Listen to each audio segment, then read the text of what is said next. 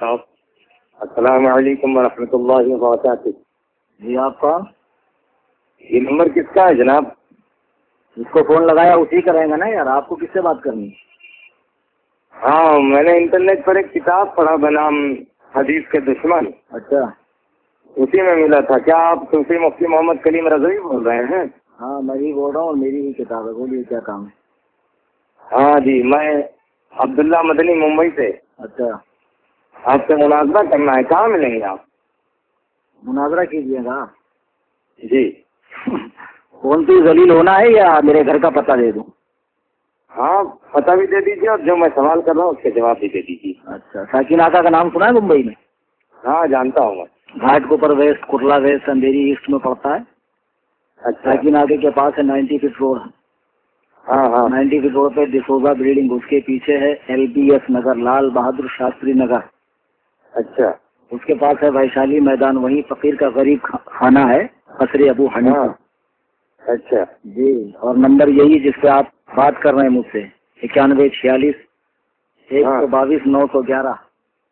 اچھا اور کچھ یہی ایک ہی نمبر ہے؟ یہی اور ایک نمبر ہے 9820 9820 67270. اب اور بھی کچھ تفصیل دوں؟ ہاں نہیں اتنا کافی ہے. انشاءاللہ جلد ہی ہم 10-20 علماء اہل حدیث آپ کی خدمت کے لیے پہنچ رہے ہیں آپ کے پاس. 10-20 ہی کیوں پہنچ رہے یار؟ پورا نجد اور اٹھا کر لے آؤ نا. پورا جامعہ سلفیہ اٹھا کر لے کر آ جاؤ. یہ دھونس اس کو دینا ہی کافی ہے جو تمہاری قابلیت جانتا نہیں ہو. نہیں ہم اتنے ہی کافی ہیں آپ کے لیے. اچھا جی اب کوئی کام کی بات ہے تو بولو ورنہ فون کاٹوں. نہیں ہے نا. یہ بتائیں یہ امام ابو حنیفہ نے کتنی کتابیں لکھی ہیں؟ اچھا آپ نبی کو چھوڑ کے ان کی تقلید کرتے ہیں, انہیں امام اعظم کہتے ہیں. حالانکہ تحقیق یہ ہے کہ وہ چینی حدیث سے زیادہ جانتے ہی نہیں تھے. ایسا ہے اب مولوی صاحب جی کہ امام ابو حنیفہ رحمہ اللہ نے جو کتابیں لکھی ہیں تو مشہور کتاب فقہ اکبر اور کتاب الآثار اور اس کے علاوہ 15 کتابیں امام صاحب کی ہے. اور سب سے بڑا جو ان کی حیات کا کارنامہ ہے کہ انہوں نے علم فقہ کی تدوین کی, فقہ کو مدون کیا. اور ملا علی قاری رحمہ اللہ فرماتے ہیں کہ قرآن و حدیث سے امام اعظم ابو حنیفہ رحمہ اللہ نے 9 لاکھ مسائل حل کیے ہیں. اور اسی ان کے فقہ کی تدوین کی یہ برکتیں ہیں کہ لاکھوں کتابیں اب تک فقہ کی لکھی جا چکی ہے. ہدایہ, عالمگیری, در مختار وغیرہ. اور جس ہدایہ کا آپ لوگ رونا روتے ہیں نا, بڑے گندے مسائل اس میں بھرے ہیں اور بڑے تقریب اخلاق مسائل ہیں معاذ اللہ. وہ کتابیں آپ کے مدرسے میں بھی پڑھائی جاتی. اسی کو پڑھ کے تم بھی مولوی بنے ہو. میں بتا رہا ہوں تم لوگ کتنے بڑے مکار ہو کہ تم چاہتے ہو کہ فقہ حنفی کو ملک سے نکال دیا جائے. پہلے اپنے مدرسے سے تو نکالو یار. اس کو پڑھے بغیر تو تم لوگ مولانا بھی نہیں بن سکتے. اور دوسری بات نے جو 3 حدیث سے زیادہ نہ جانتا ہوں اسے آپ لوگوں نے اصغر بھی نہ بن سکا ہو اور اسے آپ لوگوں نے امت کا امام اعظم بنا دیا. معاذ اللہ رب العالمین. ہم نے کیا بنایا؟ اللہ و رسول نے بنایا. پہلی بات یہ ہے. اور امام امت نے بنایا. امت کے بڑے بڑے فقہاء علماء نے بنایا جو صاحبان نظر تھے, سمجھے. اور دوسری بات 3 حدیث کی جو بات تم کر رہے ہو نا, یہ تمہارا امام اعظم سے حسد ہے. ورنہ اب تک تو تمہارے مولوی بولتے تھے کہ 17 حدیث جانتے, اور اب تم کہہ رہے ہو کہ تحقیق یہ ہے کہ 3 حدیث جانتے تھے. کون جاہل تحقیق کیا بے؟ کس جاہل کی یہ تحقیق ہے کہ امام اعظم 3 حدیث جانتے تھے؟ تاریخ پڑھی ہے, سیرت کا مطالعہ کیا ان کی؟ ہمارا چھوڑو, علماء احناف کا علامہ حافظ ابن عبد البر مالکی رحمہ اللہ نے 10 جلدوں میں امام اعظم کی شان میں ایک کتاب لکھی ہے. مالکی مذہب سے تعلق رکھتے ہیں. اس میں وہ لکھتے ہیں کہ امام اعظم نے بوقت وفات, سن رہے مولوی صاحب؟ جی جی سن رہا ہوں, آپ بتائیں. بوقت وفات اپنے بیٹے کو بلا کر کہا, بیٹا مجھے 5 لاکھ حدیثیں یاد ہیں, اس میں سے میں تمہیں 5 حدیثوں کے ذریعے نصیحت کر رہا ہوں.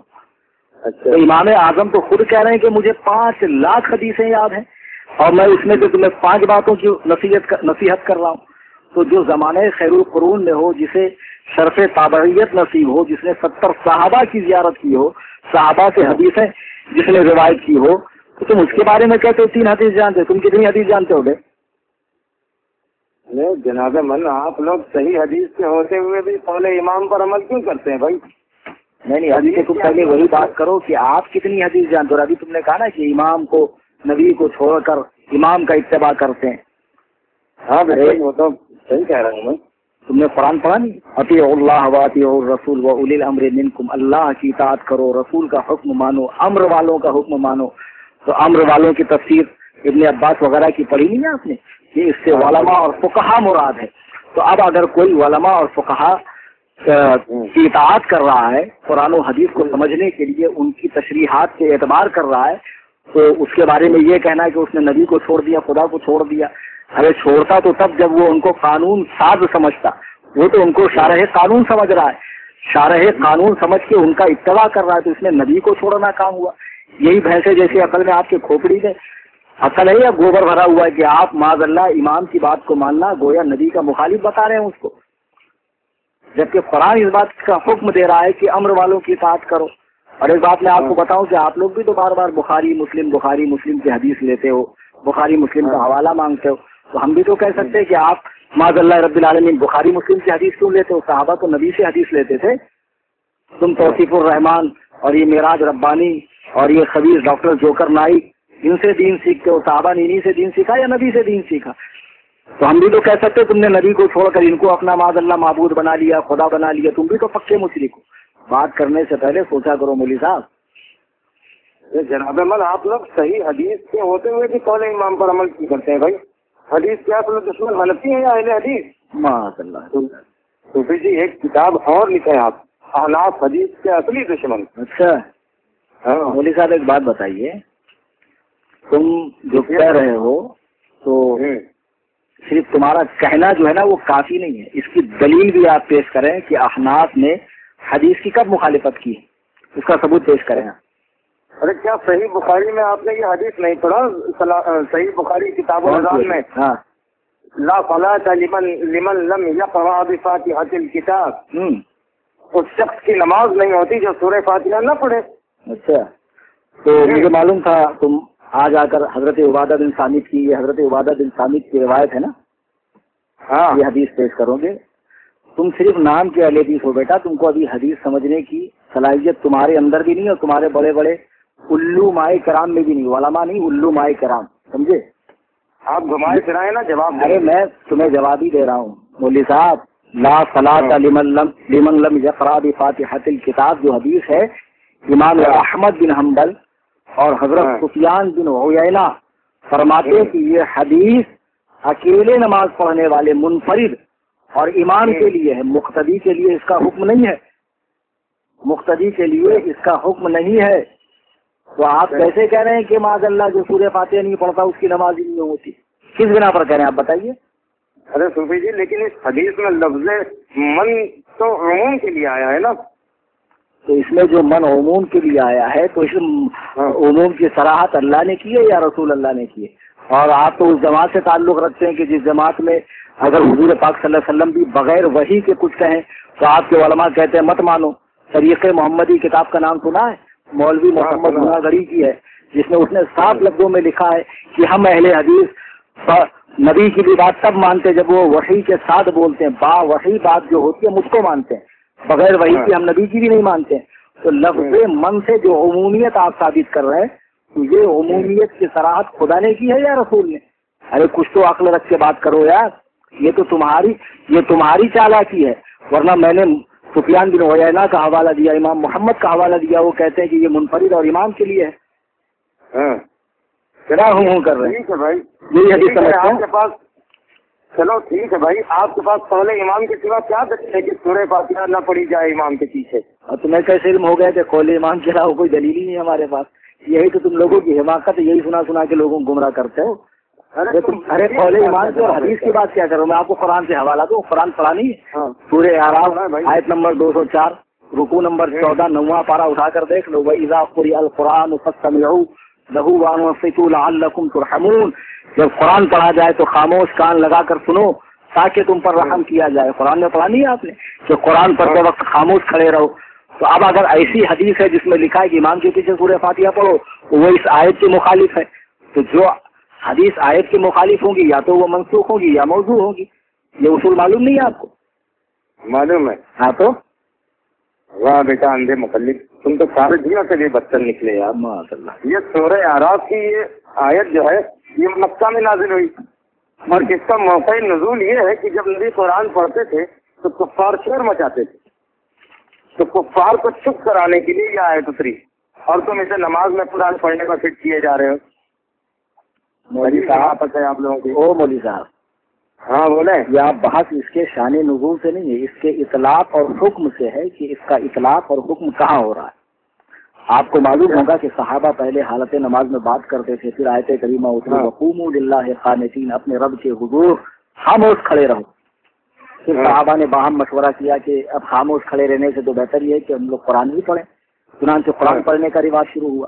تو پھر یہ آیت کریمہ اتری وَإِذَا قُرِئَ الْقُرْآنُ فَاسْتَمِعُوا لَهُ وَأَنصِتُوا لَعَلَّكُمْ تُرْحَمُونَ، اپنے رب کے حضور خاموش کھڑے رہو، جب قرآن پڑھا جائے کان لگا کر سنو تاکہ تم پر رحم کیا جائے۔ اب تم کہتے ہو کہ یہ آیت کفار مکہ کے لیے اتری، یہی کہا نا جی آپ نے؟ ہاں میں نے یہی کہا۔ یہی تم لوگ یار قرآن حدیث سمجھتے ہو؟ لعلکم ترحمون سے کیا سمجھا آپ نے؟ تاکہ تم پر رحم کیا جائے۔ اب ایک بات بتاؤ کہ نبی پاک صلی اللہ علیہ وسلم خانہ کعبہ میں قرآن پڑھ رہے ہیں اور کفار شور مچا رہے ہیں، اگر کفار شور نہ مچاتے تو کیا ان پر رحمت ہوتی؟ اللہ کی رحمت کافر پر ہوتی؟ قرآن پڑھا نہیں، وَنُنَزِّلُ مِنَ الْقُرْآنِ مَا هُوَ شِفَاءٌ وَرَحْمَةٌ لِّلْمُؤْمِنِينَ، ہم نے اس قرآن کو نازل کیا ہے جو شفا ہے اور رحمت ہے مومنوں کے لیے۔ وَلَا يَزِيدُ الظَّالِمِينَ إِلَّا خَسَارًا، اور یہاں ظالم سے جو مراد ہے ظالمین سے وہ کفار ہیں، اور کافروں کا اس میں خسارہ نقصان بڑھتا ہے۔ تو اب مجھے ایک بات بتاؤ، آپ کافر کو سلام کرتے ہیں؟ نہیں بالکل نہیں کرتے ہیں۔ منع کیا گیا تو کافر کے لیے رحمت تھوڑی ہے، مومن کے لیے۔ بھائی تو لو تم نے خود ہی جواب دے دیا، کافر کے لیے جب رحمت نہیں ہے تو اس آیت میں یہی تو لکھا کہ جو خاموش قرآن سنے اس کے لیے رحمت ہے، تو جب مسلمان خاموش قرآن سنے گا اس کے لیے رحمت ہے، کافر خاموش بھی رہے گا تب بھی اس کے لیے رحمت نہیں ہے۔ تم خود ہی کہہ رہے ہو کہ سلام میں رحمت ہے اور کافروں کو نہیں بھیجا جاتا ہے، تو اس آیت میں بھی وہی ہے کہ جو خاموش مسلمان قرآن سنے اس پر رحمت ہوگی، سمجھے؟ اور دوسری بات نہیں، قرآن کی آیت ہے نا، تو اب آپ تفسیر مدارک اٹھا کر دیکھیں، وجمہور الصحابہ علی انہ فی استماع المؤذن، عام صحابہ کا فرمان یہ ہے کہ یہ آیت کریمہ نماز میں امام کے قرآن پڑھنے کے حوالے سے اتری ہے۔ اس آیت کریمہ کی تفسیر کرتے ہوئے صاحب مدارک لکھتے ہیں کہ جب امام قرآن پڑھتا مقتدی پیچھے پڑھتے تو اس موقع کے لیے آیت اتری۔ اب ہم تفسیر کی مانیں یا تمہاری مانیں؟ چلو مان لیا کہ یہ نماز میں امام کے پیچھے قرآن تم کیا نہیں مانا ہوا؟ تمہارے یہاں جو شیخ الحدیث ہوتا ہے نا وہ ہمارے یہاں اس کا داخلہ مکتب میں ہوتا، سمجھے؟ تم لوگ ہمارے قرآن حدیث بازی سے اطفال نہیں ہے، بچوں کا کھیل نہیں، سمجھے؟ عمریں کھپانی پڑتی تب جا کے یہ توفیق نصیب ہوتی۔ مولوی صاحب